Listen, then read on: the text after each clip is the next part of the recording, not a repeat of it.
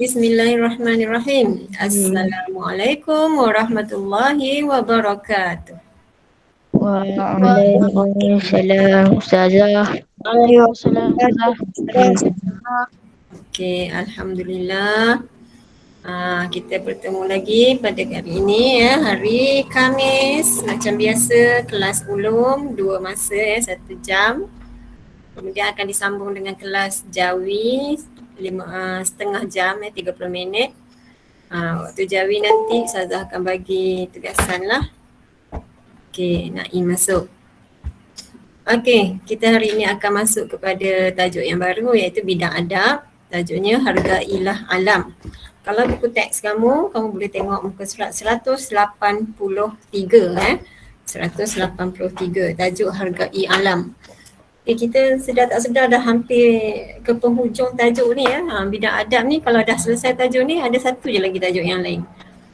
So macam bidang ibadah dah habis, bidang akidah ada lagi 2 tajuk kalau tak salah Ustazah. Bidang sirah ada dua tajuk macam tu jugalah. Ya, dah tak banyak tajuk lah kita ni sebenarnya, sebab itu sepatutnya kita memang dah dekat nak menuju kepada penghabisan silibus. Kalau nak ikutkan kamu periksa kan, selalunya kalau tahun 6 bulan 9 tu memang dah kalau boleh dah nak habis dah. Ya, silibus sebabnya nanti periksa, ada peperiksaan. Macam lepas UPSR dia biasanya terus kepada SPI lah, tapi dah tahun ni tak ada UPSR, tapi SPI tu ada. SPI ni sekarang kita masih lagi dalam proses ujian lisan sampai bulan 8 ya, dah tak lama dah ni. Kita ada lagi 2 set, dua ujian belum buat. Kita baru buat ujian lisan bacaan, itu pun baru berapa orang, 10, 11, 12 orang macam tu je. Kita ada ujian lisan bacaan jawi dan satu lagi ujian lisan hafazan. Okey, jadi jangan takut PM Ustazah ya. Nanti kalau sampai habis masa ujian tersebut, JPN minta markah. Siapa yang tak buat ujian dengan Ustazah nak bagi markah apa dekat komen? Takkan Ustazah nak bantai-bantai je. Takut nanti tak ada markah langsung. Okey. Faham ke ni? Okey, nanti beritahu kawan-kawan yang tak masuk ya, begitu sampai-sampaikan suruh buat ujian. Jangan takut. Tak ada apa. Kita nakkan markah je ya. Setakat ni semua markah lulus. Markah lulus. Setakat ini ujian bacaan ni mudah je lagi, masih mudah lagi. Tak ada yang susah. Okey. Kita masuk terus.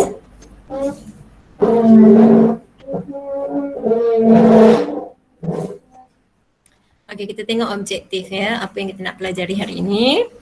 Objektifnya pertama, murid dapat menyatakan adab terhadap alam sekitar dengan betul ya. Kita berkaitan alam sekitar ini. Yang kedua, dapat menjelaskan kepentingan mengamalkan adab. Yang ketiga, menyenaraikan akibat. Okey, dapat senaraikan adab, dapat bagi tahu kepentingan, dapat bagi tahu akibat mengabaikan adab. Okay, kriteria dia yang pertama dapat menyebut 3 adab.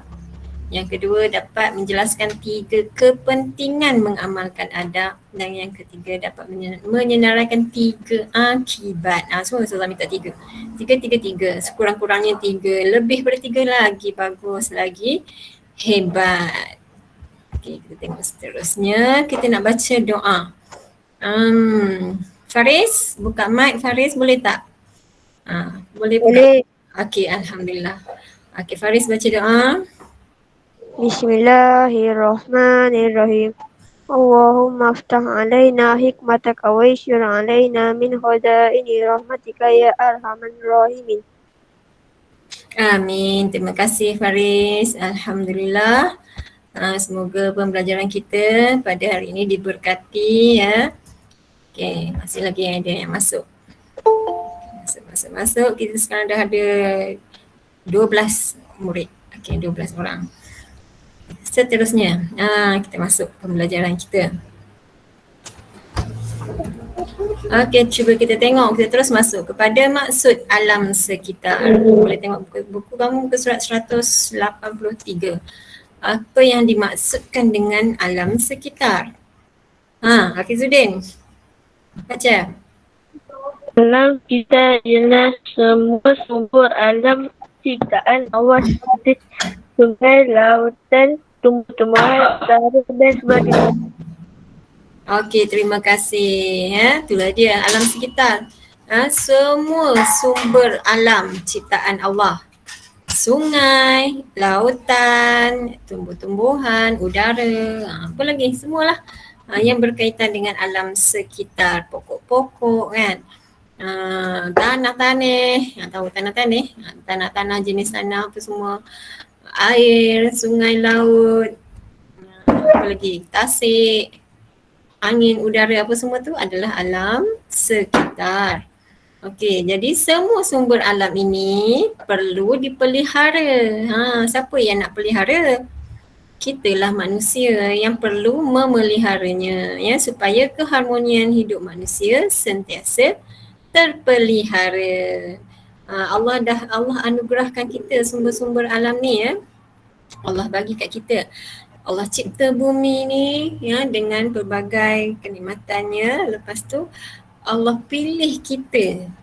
Allah telah pilih manusia sebagai khalifah di muka bumi ini. Okey, itu maksud khalifah.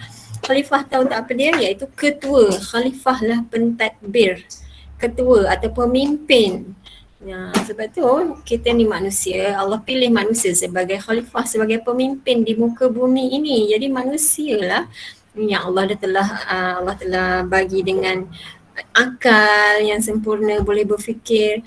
Allah suruh manusialah yang mentadbir alam, ya, mentadbir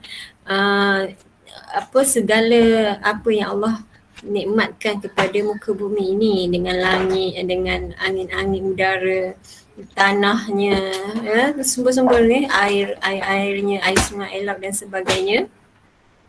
Jadi manusia kita ni lah manusia yang perlu menjaga dia, ya, menjaga alam sekitar. Okey. Boleh faham setakat ni? Boleh. Okey, ini baru maksud. Okey, kita terus masuk kepada adab. Apakah adab-adab kita terhadap alam sekitar?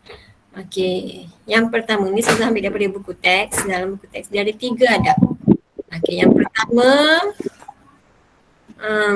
siapa? Ishak, baca Ishak. Mengawal aktiviti pelaksanaan pelepasan asap daripada kilang atau kenderaan yang mengandungi bahan kimia berbahaya seperti menggunakan alat kawalan pencemaran udara. Okey, terima kasih Ishak Mikail. Itu dia ya, adabnya kawal aktiviti. Sebenarnya macam-macam lagi ya. Ni antaranya ialah kita pertamanya mengawal aktiviti pelepasan asap. Ini yang kita nak jaga alam sekitar, nak jaga dari sudut udara kita. Antaranya kena jaga aktiviti pelepasan asap daripada kilang ataupun kenderaan. Kan kenderaan kita bila start je kan dia keluar asap kan. Kalau kereta tu kan ataupun apa-apa kenderaan lori ke apa benda kan, kalau dia keluar asap tapi kita tak nampak asapnya warna putih, tak nampak. Itu maksudnya bersih lah, tak apa lagi. Tapi kalau hitam je keluar dekat serombong dia tu, dekat dekat bawah tu kan, exhaust dia tu hitam, itu maksudnya tu dah kotor dah tu. Ya, asap dia tu kotor, itu menjadikan pencemaran. Ya, asap putih-putih tadi bukan tak jadikan pencemaran, jadi juga, tapi dia sikit. Tapi bila banyak dia tetap memberi pencemaran kan. Sebab tu kena kurangkan aktiviti macam pelepasan asap. Kalau macam daripada kilang kan, kilang dia lagi banyak dia mengeluarkan asap-asap ni. Okey, tapi macam sekarang ni waktu PKP kan, waktu PKP sekarang ni aktiviti tu nampaklah berkurang sikit. Macam kilang, tak semua kilang dibuka kan, ada kilang yang tutup. Tapi itulah masalah tu, bila kilang masih dibuka, orang masih pergi kerja tu yang jadi apa hal lah kita tak turun-turun lagi ni kan. apa kes kita ni beribu, berpuluh ni dah melepasi 10,000 dah itu kan semalam. 11,000, Masya Allah. Tak tahulah kalau dah rupa itu bila kita nak buka sekolah, tak tahu. Okey. Okey, kenderaan pun ya. Masa PKP sekarang ni pun orang dah kurang sikit berjalan. Jadi asap dari kenderaan tu berkuranglah sikit, ada pencemaran pun kuranglah sikit. Okey. Sebenarnya bahan-bahan yang keluar daripada asap tu ya, dia adalah bahan kimia yang berbahaya, yang menyebabkan pencemaran. Okey. Itulah dia pencemaran ni semuanya, yang terutamanya pencemaran dekat udara ni, dia boleh menipiskan lapisan ozon. Lapisan ozon ni tahu tak lah, dia satu lapisan yang muka bumi kita dia diselaputi oleh satu lapisan ozon. Lapisan ozon ni tugas dia macam menahan cahaya matahari tu, maksudnya dia tapis cahaya matahari yang masuk ke bumi. Bila lapisan ozon tu dah terkoyak ataupun menipis, jadi cahaya matahari yang masuk tu banyak, dia akan menyebabkan tu jadi pencemaran global tu. Matahari masuk, cahayanya terlalu banyak, jadi kita jadi pemanasan global. Dia akan jadi suhu terlalu panas. Lepas tu bila suhu terlalu panas, keadaan di kutub-kutub tu salji akan mencair. Okey. Jadi dia banyak dia punya kesinambungan proses-proses dari sudut pencemaran. Mana yang kita boleh kawal, kita kawal. Nak ikutkan memanglah, sebabnya bumi kita ni menuju kepada mana? Kan kita di akhir zaman dah sekarang ni. Memang satu masa nanti bumi ni memang akan hancur juga. Walau macam mana kita berusaha pun, tapi sebaiknya janganlah jadi waktu sekarang, waktu kita hidup ni kan. Kita selagi boleh kita jaga sebab Allah suruh kita jaga. Allah suruh kita pelihara keharmonian muka bumi ini. Jaga setakat mana yang kita boleh buat. Macam mengawal aktiviti, kita boleh kawal aktiviti, kita kawal. Okey.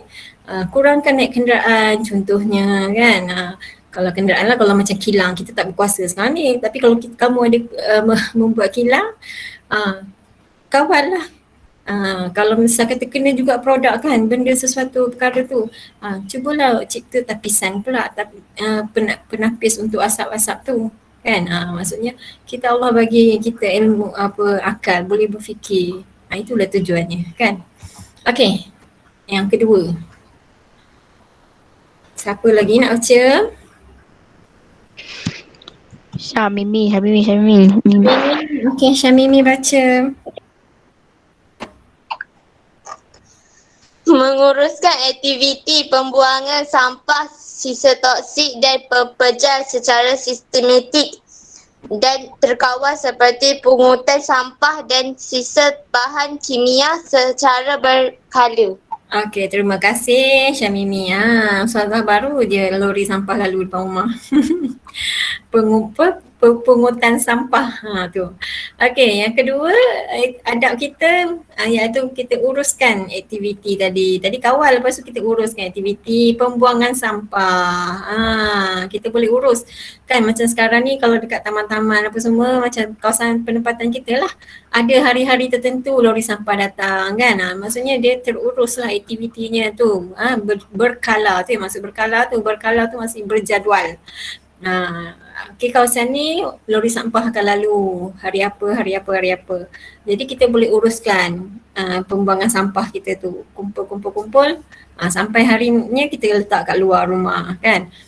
Okey, kemudian sisa toksik dan pepejal. Okey, itulah pembuangan sampah, sisa toksik. Sisa toksik pun kita tak boleh main buang macam tu saja, bahaya kan. Ya. Kemudian pepejal. Pepejal tu maksudnya benda-benda yang keras-keras tu namanya pepejal lah.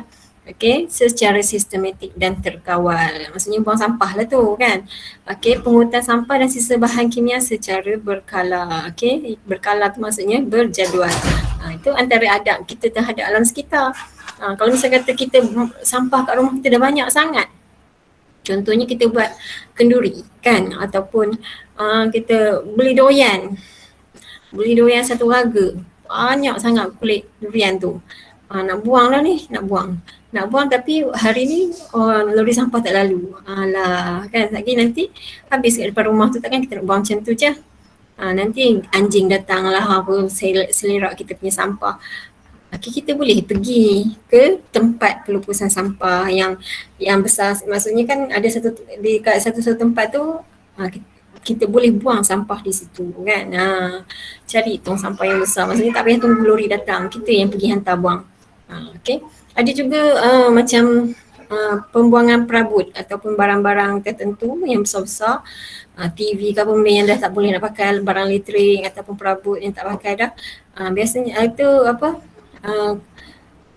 majlis daerah ke majlis apa ya, dia orang akan bagi tahu untuk tarikh sekian-sekian dia orang akan kutip sampah-sampah yang kita dah tak hendak dah kan. Kita boleh buang, tunggu, letak, kita tunggu bila lagi tarikh boleh buang. Ya, itu kita punya pengurusan aktiviti pembuangan sampah. Okey, itu antara adabnya. Okey, yang kita tengok yang ketiga. Okey, yang ketiga. Siapa pula nak baca? Cepat buka mic siapa nak baca. Mengawalkan aktiviti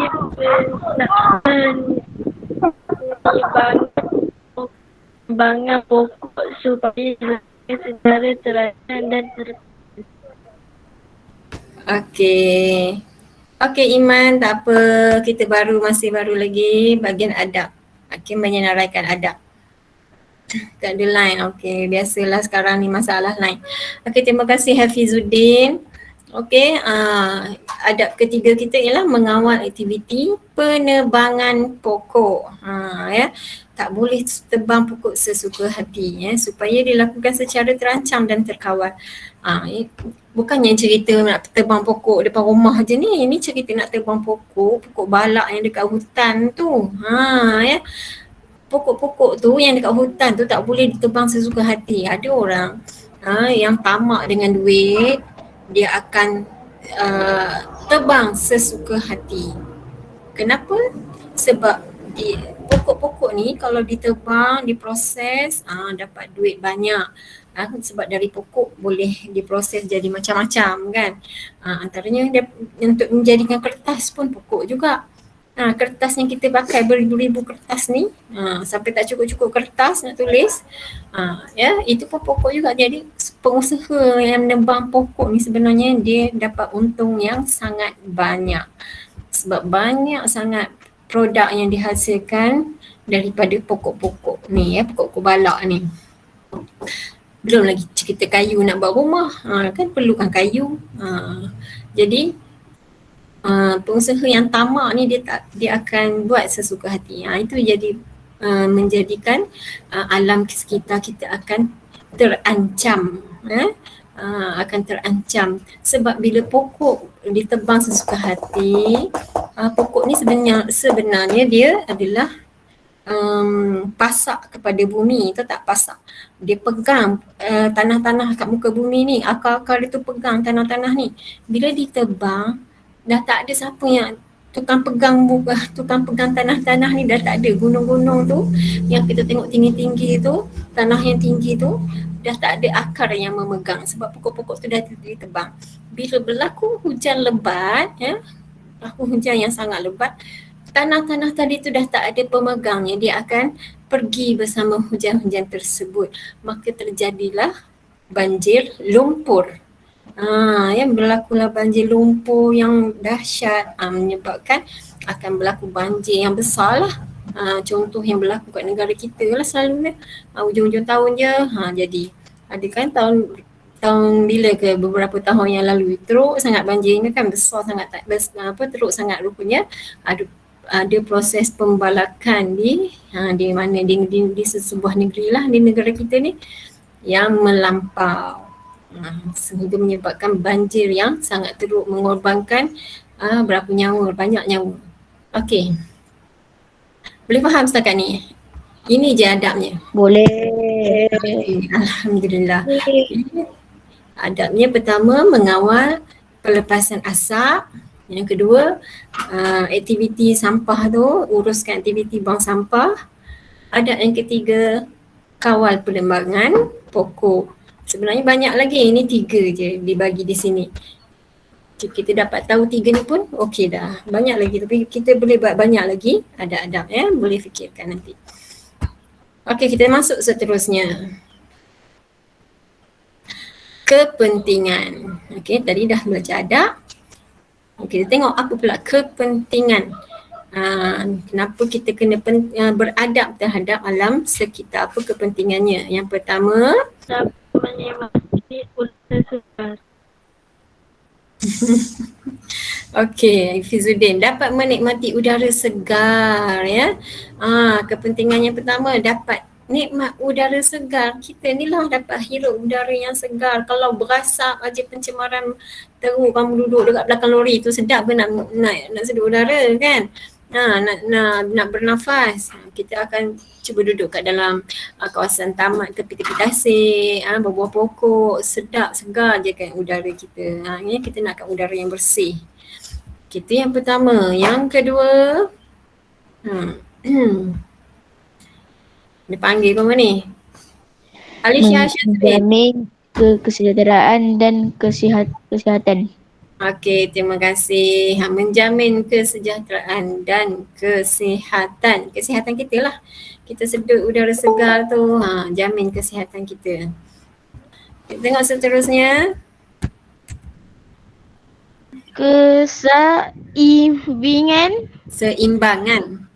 Seimbangan alam terpelihara. Ya, terima kasih Hamid. Itu dia. Nanti kau nak buat ujian lisan bacaan Jawi macam ni lah. Satu tunjuk baca nganga baca nanti. Okey, keseimbangan alam terpelihara. Okey. Bila kita jaga adab dengan alam sekitar, jadi keseimbangan alam itu akan terpelihara. Bila alam tu dia seimbang, dia tak adalah berlaku bencana sangat. Macam contoh tebang pokok tadi, bukan tak boleh tebang langsung, boleh tebang, tapi dia ada kawalan pokok dia tu, kena umur pokok yang berapa baru boleh terbang, kena saiz pokok berapa baru boleh terbang. Kalau hantam pergi tebang semua habis, anak-anak pokok kecil-kecil tu pun habis kena tebang, itu yang tak ada lah tu. Tu yang melampau-lampau tu. Okey, jadi tak seimbang lah. Kalau nak tebang yang besar-besar. Yang kecil tu ada, dia boleh akan membesar lagi kan. Dia jadi seimbang lah.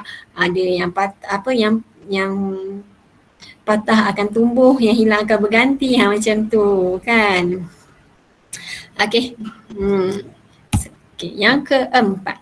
Habitat flora and fauna kekal terpelihara. Okey, habitat flora dan fauna kekal terpelihara. Okey, terima kasih. Danish Aiman. Danish Aiman masuk. Okey, habitat flora dan fauna. Flora ni apa? Siapa boleh beritahu Ustazah? Flora ni apa? Bunga, tumbuhan. Tumbuh-tumbuhan, bunga-bunga. Fauna, haiwan. Ya, betul. Hebat. Okey, fauna ni haiwan ya. Jadi habitat tumbuh-tumbuhan dan habitat haiwan itu akan terpelihara. Contohnya hutan-hutan, kita tak potong pokok, kita tak bersihkan hutan. Maksudnya kita tak kan hutan-hutan sekarang ni telah dibuka banyak kan. Hutan-hutan kan tempat peninggalan, tempat tinggal segala haiwan-haiwan kan suka tinggal kat hutan. Bila hutan-hutan itu ditebang pokoknya, dibersihkan, jadilah flora fauna ni dah tak ada tempat habitat dia tu. Mulalah mereka pun mencari. Contohnya monyet-monyet. Udah hutannya tak ada, rumahnya dah kena kacau. Dia datang kat rumah kita kan. Ada ke tempat koma? Ada monyet? Tak ada. Tak ada ya? Ada. Okey, ada tempat ada kan. Kalau dekat desa ni ada. Tapi Ustazah tak adalah. Tak nampak lah lagi. Kat belah-belah dalam dekat-dekat dengan hutan tu ada. Kan. Dekat sekolah kita pun. Ya. Kadang-kadang apa-apa haiwan lah. Ular lah kan tersesat. Yang sebelah takut ya kalau haiwan-haiwan bahaya ni. Babi pun banyak kan, babi hutan, tiba-tiba melintas je kat jalan. Kan? Okey, itulah dia bila habitatnya telah diganggu. Allah, keluar pula. Okey, yang terakhir. Satu lagi. Baca Isyak. Meningkatan sumber pendapatan. Ya, terima kasih Syak Mikael. Meningkatkan sumber pendapatan kepentingan kita beradab bila kita beradab, kita ikut peraturan, ikut apa benda yang telah ditetapkan, dapat tingkatkan sumber pendapatan kita. Sumber pendapatan manusia ni dia dapat sumber pendapatan daripada ni lah sumber-sumber alam ni. Contoh nelayan dia dapatkan ikan kan daripada sumber alam lah juga. Ikan tu dari laut, dari sungai. Dapat tu jual, dapatlah pendapatan. Orang yang peniaga kedai pun kalau tak dapat daripada mereka ni, daripada para nelayan ni, dia orang nak jual apa. Jadi itu semua meningkatkan pendapatan sumber-sumber pendapatan. Itu contoh satu ikan. Kalau pokok-pokok pun macam tu jugalah.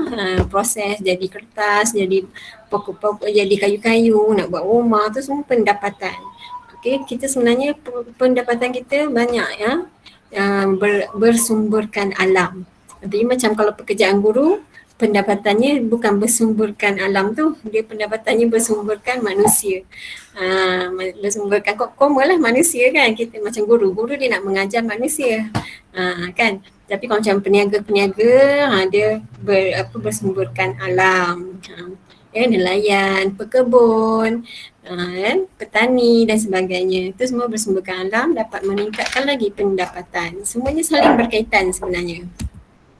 Okey, itu ataupun kepentingan. Kita tengok seterusnya, akibat pula. Kita bukan banyak sangat dalam topik, dalam tajuk ni ada 3 je. Pertama adab, yang kedua kepentingan, yang ketiga akibat. Okey, akibat mengabaikan adab. Apakah akibatnya? Okay, yang pertama, ketidakstabilan alam. Ya, terima kasih Mimi. Okay, akibat pertama, alam jadi tak stabil lah. Ketidakstabilan maksudnya tak stabil. Alam akan menjadi tidak stabil. Bila alam ni tak stabil, itulah yang berlaku banjir. Tiba-tiba tengah-tengah panas banjir. Kan? Tak stabil. Ataupun apa lagi, macam-macam tanah runtuh dan sebagainya. Ya, itu tanda-tanda alam tu tak stabil. Itu tapi sebenarnya itu tanda-tanda kecil hari kiamat. Menuju kepada kemusnahan lah tu. Kan alam kita, bumi ni sebenarnya dah tua sangat dah. Kan dah tua sangat dah. Tunggu masa je. Tak tahulah sampai bila. Sekarang ni pun kita tengok dah macam-macam, dah kita pula dah terkurung je, tak boleh ke mana kan. Ni tanda akhir zaman lah ni. Takut kita risau kan. Okey. Yang kedua, pencemaran udara. Ya, pencemaran udara. Berlakunya pencemaran udara. Pencemaran udara ni selalu kita tengok. Kalau negara kita ni ada je kadang tiap-tiap tahun kan. Berlakunya apa nama? Jerebu. Betul. Jerebu ni pencemaran udara lah tu kan. Pencemaran udara. Ni tahun ni tak ada lagi rasanya. Belum lagi. Selalunya buat hal tu yang ada negara yang membakar hutan secara besar-besaran. Bila dah terbakar hutan besar-besaran itu semua nak merosakkan alam lah tu. Dia nak rosakkan alam, dia nak musnahkan hutan-hutan, dia nak ambil keuntungan lah tu, nak cepat kaya. Okey, jadilah pencemaran udara. Selain jerebu kita tak tahan tu kan, jerebu teruk sangat, kadang sampai sekolah sampai cuti kan, kena tutup sekolah bila berlaku jerebu ni, kena pakai mask dan sebagainya. Okey.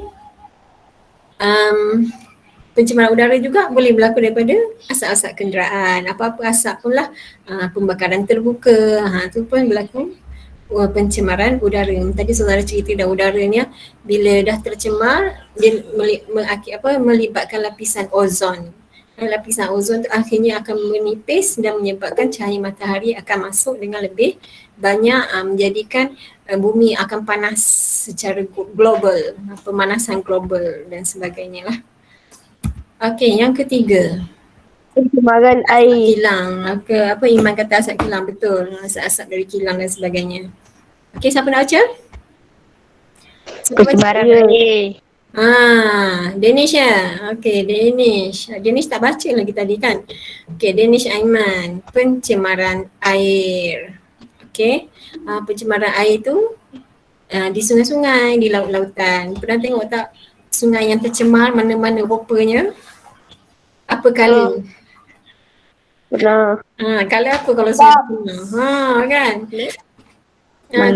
Rupa dah jadi teh ais, teh ais. Jadi rupa air teh. Teh tarik. Teh tarik pun ada, kadang air Milo pun ada. Ya Allah, tak lalu tengok kan. Okay, itu sungai-sungai yang tercemar. Tapi kalau kita pergi dekat yang bukit-bukit, sungainya macam mana? Sungai yang belum tercemar tu bersih je kan. Sejuk aja. Sisa-sisa itulah yang sungai tercemar tu disebabkan sisa buangan kilang, macam Iman cakap ya, sebab ada bahan buangan dia pergi buang je dekat mana-mana. Dia buang dekat sungai, dia buang dekat laut. Itulah akhirnya berlaku pencemaran air.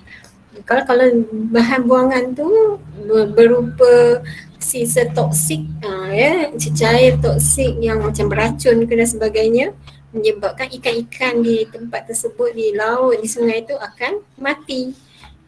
Pencemaran dia. Okay, macam kita pula kalau pergi berkelah, kita pergi berkelah, mandi-mandi di sungai, tempahan minyak pun ya. Kita berkelah, mandi sungai, mandi-mandi, adik pakai pampers, campak aja dalam sungai pampers tu. Dah terapur-rapur pampers tu, pergilah mengalir. Boleh ke macam tu? Tak. Tak boleh. Ya, pun boleh menyebabkan pencemaran. Ya, pampers ni satu pampers ni dia benda yang tidak mudah, dia bukan mudah hancur. Pampers ni bahayanya dia sebab bila kita bakar dia tak terbakar sebab air kencing kat dalam tu ada air. Bila kita bakar pampers tu dia tak terbakar. Itu antara pencemaran juga tu. Ya. Okey, sebaiknya pampers tu ditanam ataupun buanglah di tempat yang sepatutnya. Dekat proses pelupusan sampah tu dia orang tahulah nak buat macam mana. Macam plastik tu ya, dia tak hancur. Kalau kita tanam dalam tanah pun dia tak hancur. Okey. Jadi macam bila air ni nak pergi berkelah ke apa ke, jangan buang sampah merata-rata. Jangan buang polystyrene, kita makan dalam polystyrene kita buang je dalam sungai. Tak boleh. Sebabnya dia akan mengalir apa semua, menyebabkan satu tempat nanti dia akan tersangkut. Bila tersangkut, hujan-hujan lebat apa semua, akan berlakulah banjir. Kita kata ala sikit je, satu je polystyrene, tapi bila kita buat satu, orang lain buat satu, berjuta-juta orang buat satu, sudah berjuta sampah kan. Akhirnya berlakulah pencemaran dan akhirnya menyebabkan banjir, lumpur dan sebagainya, banjir kilat. Itu yang banjir kat tengah-tengah pekan tu selalunya rupa itulah. Longkang-longkang dah tersumbat. Ya. Nak ikutkan tempat tu bukannya dekat dengan tepi laut ke atau tepi sungai macam kat kita kat Perak ni, ialah tepi sungai kan. Kita ada kawasan-kawasan Kampung Gajah tu kan kat tepi-tepi sungai apa semua tu. Macam ni kawasan tengah pekan-pekan KL apa semua, tak ada tepi sungai, tiba-tiba banjir kilat. Ni sebabnya apa? Sebab longkang-longkang dah tersumbat. Sepatutnya pengaliran air, hujan turun, air tu mengalir elok aja. Tapi bila air tu tak boleh mengalir, dia dah tersumbat dengan sampah sarap, plastik-plastik dan sebagainya, akhirnya tu yang menyebabkan berlakunya banjir kilat. Okey, seterusnya kita tengok akibat yang keempat. Kepupusan habitat dan hidupan. Ya, betul. Kepupusan habitat dan hidupan. Pupus. Pupus tu maksudnya hilang, habis, tak ada. Jadi habitat-habitat tertentu tu akan pupus, akan hilang.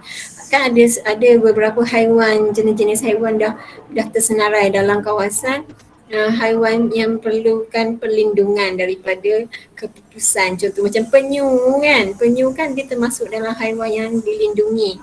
Sebab penyu ni dia di laut. Bila berlaku pencemaran, dia tak dapat membiak. Penyu ni dia akan pergi ke pantai-pantai, dia akan bertelur di pantai-pantai. Jadinya kena jaga kebersihan ataupun kebersihan pantai itulah semula jadinya pantai itu. Kesemula jadi. Kalau kita setengah tempat kita tengok pantai tak kotor kan, orang buang sampah merata-rata kat tepi-tepi pantai tu kan. Jadi itu pencemaran, menyebabkan bila pencemaran macam tu, macam penyu tadi, dia tak boleh membiak dah. Dia tak boleh membiak lama, bila tak boleh membiak lama dia akan pupus. Itulah berlaku kepupusan tu. Ada tak binatang-binatang yang dah pupus sekarang ni? Haiwan-haiwan yang dah pupus. Dinosaur. Ya, betul. Ada je Dinosaur. dinosaur tu pun dah pupus kan. Dulu ada. Kenapa kita, betul ke ada? Mana tahu ada? Mana tahu dinosaur tu dulu ada? Tulang dia. Sebab tulang dia ada, betul. Kan? Sebab tulang-tulang dia dijumpai bukan sikit, banyak kan. Maksudnya betul memang wujud makhluk tu dulu. Okey, dinosaur tu dulu-dulu memang wujud sebab tulang-tulang dia ada. Tapi telah pun berlaku kepupusan, dah pupus. Dia dah tak ada di muka bumi sebab dah pupus. Dia dah tak boleh hidup dengan kehidupan sekarang, dengan cara kehidupan kita sekarang ni. Dinosaur tu dah tak boleh hidup. Mungkin waktu tu dia hutan yang terlalu tebal lagi masa tu kan, manusia belum teroka banyak lagi kan, jadi dia boleh hidup lah. Sekarang ni kan banyak tempat yang dah hutan ni dah diteroka apa semua, buat rumah, buat itu, buat ini. Jadi dia habitat dia tu dah tak ada, jadi dia tak boleh hidup. Jadi mana haiwan yang ada sekarang ni yang masih hidup sekarang, yang masih boleh kita jumpa, kucing lah, apa benda, lembu, kambing. Jadi jagalah kan, kita jaga habitat kehidupan makhluk-makhluk Allah tu sama. Bukannya kehidupan kita je yang kena jaga. Sebab tu manusia ni dia jadi khalifah muka bumi, dia kena jaga semua, bukan jaga diri dia sendiri. Okay. Kita tengok seterusnya, akibat seterusnya. Oi, keluar dua-dua, keluar satu dulu. Baca. Yang kelima. Pendapatan terjejas. Pendapatan terjejas. Bila berlakunya masalah-masalah pencemaran dan sebagainya, pendapatan akan terjejas. Contohnya nelayan nak pergi tangkap ikan, ikan dah mati semuanya disebabkan sisa toksik. Dah semua dah tenggelam pula, timbul je dekat atas permukaan laut. Bila ikan dah mati, nak ambil boleh makan ke lagi? Dia dah jadi bangkai macam tu. Tak boleh dah ya. Tak boleh dah. Dia dah, maksudnya dia dah beracun lah, sebab tu dia mati. Jadi kalau kita makan pula, kita pula kena beracun macam tu. Kan baru ni tengok ada lembu yang keluar kat berita tu, lembu yang ada penyakit kan. Ya, ada penyakit.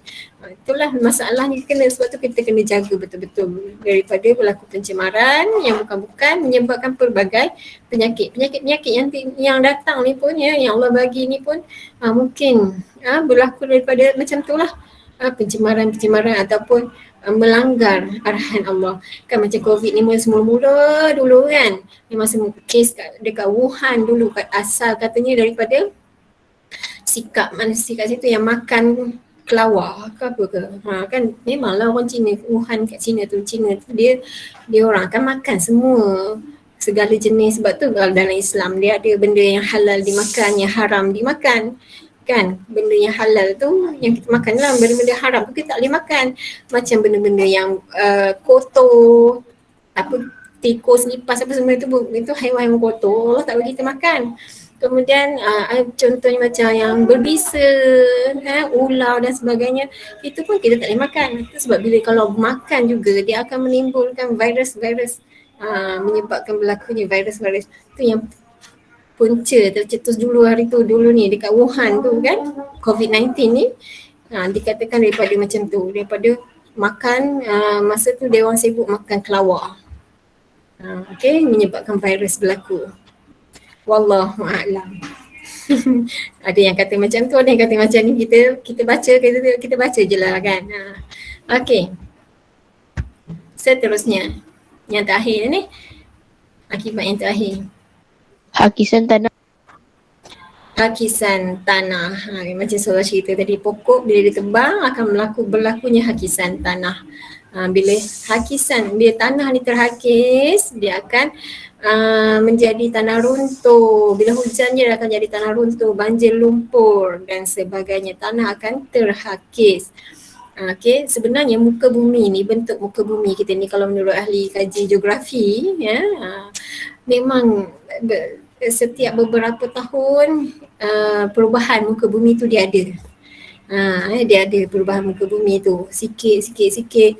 Kemudian berlakulah satu fenomena, dia akan banyak berlaku perubahan. Contohnya macam tsunami di Indonesia, di Aceh. Dia telah merubah muka bumi Aceh. Setengah daripada Aceh tu dah jadi laut.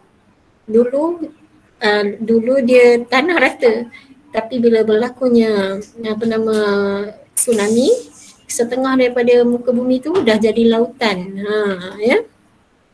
Jadi bentuk muka bumi tu memang berubah. Memang akan sentiasa berubah. Sebab kita ni, Allah dah kata dah, dunia kita ni satu masa nanti akan berlaku titik akhir dia, iaitu hari kiamat kan, hari akhirat dia akan berlaku. Jadi dia sebenarnya menuju ke situ sedikit. Cumanya kita janganlah mempercepatkan proses tersebut dengan kita biarkan berlaku pencemaran dan sebagainya kan. Ya. Jadi kita mungkin boleh pelihara, selagi kita boleh pelihara, kita pelihara muka bumi ni setakat mana yang kita boleh buat. Okey, boleh faham ni Ustazah cakap ni? Boleh. Okey, alhamdulillah. Jadi hari ni kita belajar tentang alam sekitar. Kita kena hargai, kena jaga alam sekitar kita. Okey, kita tengok seterusnya. Okey, dalil menjaga alam sekitar. Dia ada dalil juga. Allah dah sebut dah dalam Al-Quran, surah Al-A'raf ayat 56. Wala tufsidu fil ardi ba'da islahiha. Ada lagi ayatnya panjang. Tapi Ustazah ambil yang tu je. Okey. Apa maksudnya? Dan janganlah kamu berbuat kerosakan di bumi sesudah Allah menyediakan segala yang membawa kebaikan padanya, ya. Ya, Allah dah sediakan muka bumi ni dengan cantik, dengan baik, dengan elok dah. Semuanya lengkap. Allah cipta bumi ni, dalam Al-Quran, dalam surah yang lain Allah beritahu Allah cipta bumi, langit dan bumi ni 7 hari. Bukan 7 hari tempoh kita ni. 7 hari di sana tu tak tahulah banyak mana kan, wallahualam. Tapi Allah dah bagi tahu, Allah cipta elok-elok, dah nak bagi tahunya Allah cipta benda ni. Bumi ni, langit, bumi apa semua ni Allah cipta dengan sebaik-baiknya sebelum Allah turunkan Nabi Adam. Okey, malaikat pun dah tahu dah indahnya bumi ni.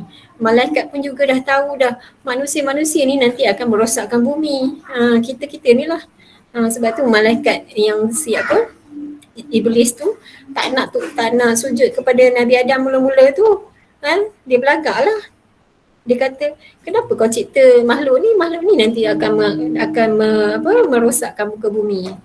Cuba tengok sekarang, betul kan? Banyak berlaku pencemaran sebab tangan-tangan manusia.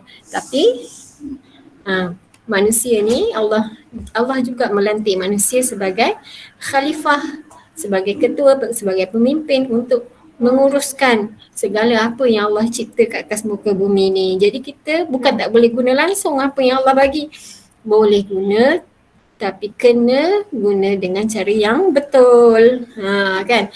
Macam kerajaan negara dia buat peraturan SOP supaya dapat ikut sambil buat sambil kita gunakan, kita jaga juga alam sekitar kita. Okey, boleh faham ni?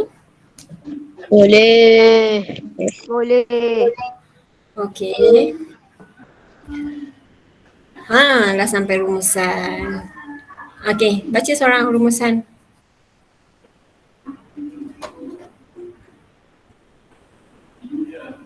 Adab terhadap alam sekitar perlu diamalkan supaya kelestarian alam terpelihara.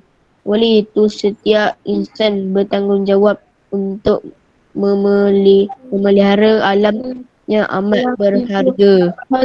Okey, terima kasih. Inilah dia rumusannya. Jadi kita lah kena menjaga alam supaya apa? Supaya kelestarian alam. Kelestarian alam terus terpelihara. Maksudnya alam kita ni memberi kepada kita, memberi, kita menerima, kita jaga. Itulah kelestarian dia akan terus terpelihara. Bila alam terpelihara, kita akan dapat banyak manfaat. Bila kita tak jaga alam, kita akan memudaratkan alam itu sendiri, tapi juga mendoratkan kita juga. Bila alam tu mudarat, berlaku bencana-bencana, siapa yang susah? Kita juga yang susah. Jadi jangan ada perasaan tamak, perasaan dengki dan sebagainya. Benda-benda itu akan merosakkan alam, juga merosakkan kita. Tamak nakkan duit cepat-cepat, pergi tebang balak dan sebagainya. Tak boleh. Jadi akan menimbulkan kerosakan kepada semua. Okey, ini rumusan dia. Yang penting kita dah tahu kita perlu menjaga alam kita dengan baik. Okey, alam itu amat berharga. Mana ada tempat lain dah kita nak lari, kita nak duduk tempat lain tak ada. Ini je lah muka bumi kita ni, alam ini yang Allah letakkan kita di sini. Ada tempat lain kita nak boleh duduk? Nak pergi lari kat planet Marikh ke, planet lain ke, boleh? Tak boleh. Tak boleh kan? Okey. Tu tugasan. Okey, lepas nanti, tugasan buatlah dalam tempoh seminggu, tak apa. Minggu depan cuti pula tu, boleh buat lagi. Tugasan tajuk ni pertama, dalam buku ulum buat, kalau tak ada buku ulum buatlah buku apa-apa pun. Yang pertama, tuliskan adab memelihara alam sekitar. Ada berapa adab tadi? Ingat lagi tak ada berapa adab tadi? 5. 3. Banyaknya, betul ke? 2. Ya ke 2? 3. 3 adab tadi. Okey, tulis balik adab-adab tu. Mengawal aktiviti, apa lagi? Buang sampah kan? Tadi mula-mula asap, sampah, lepas tu pokok, mengawal penembangan pokok. Okey. Yang kedua, senaraikan kepentingan beradab terhadap alam sekitar. Kepentingan tadi ni ada 5. Kamu senaraikan. Okey, yang ketiga, nyatakan akibat mengabaikan adab. Okey, akibat tadi tu yang banyak tu, ada berderet 6 tak salah-salah. Okey, boleh tengok balik semula nanti. Boleh tengok jawapan dekat buku teks, salin, ataupun tak tahu nak cari jawapan, tengok balik dekat nota yang Ustazah buat tadi tu. Nanti Ustazah jadikan video ni, boleh check tengok dekat video. Alhamdulillah, dah selesai tajuk ni. Boleh faham ke tajuk ni semua? Boleh. Alhamdulillah boleh. Tajuk mudah je tajuk mudah je kan. Simple. Okey, kita nak main quizzes. Nak main tak? Tak. Boleh, Ustazah. Okey. Jawab elok-elok. Lafaz bismillah. Bismillahirrahmanirrahim. Jalan. Syamimi tempat pertama, Faris tempat kedua, Hanisa tempat tanya. Dah, kita berhentilah. Okey, dah habis kelas kita. Alhamdulillah, tahniah kepada pemenang-pemenang. Adik Azra dah habis. Okey. Alhamdulillah, tahniah. Siapa pemenang tadi? Syamimi nombor 1. Okey, tahniah.